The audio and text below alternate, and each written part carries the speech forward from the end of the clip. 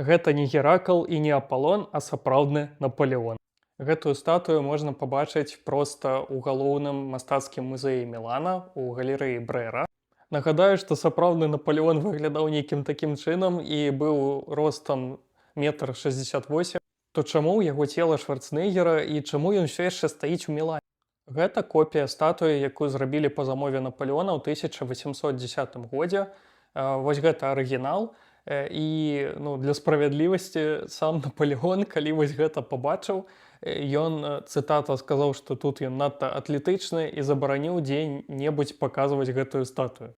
Тым больш іранічна, што адны з першых асобаў, якія пабачылі арыгінал, быў герцаг Велінгтон, які перамог Напалеона пад Ватэрлоо, і пасля быў, магчыма, аднім з ініцыятараў таго, што англічане выкупілі гэтую статую ў аўтара арыгінала.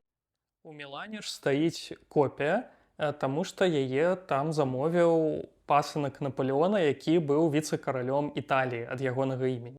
Каб вам было яшчэ смешней, гэта не Напалеон, гэта ягоны пасынак, калі быў каралём Італіі. Паспрабуйце здагадацца з 3 разоў, на каго ён тут спрабуе быць падобным. Планавалі гэтую прыгажосць паставіць на цэнтральнай плошчы Мілана, але ў пэўны момант здаровы глузд узяў свае, і яны размясцілі гэта ў цэнтры галерэі Брэра. І галерэя Брэра гэта дужа добрае месца, бо фактычна Напалеон дапамог стварыць гэты музей.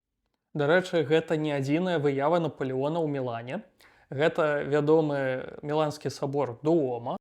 Здагадайцеся з 3 разоў, што гэта за мужык на шпіле сабора.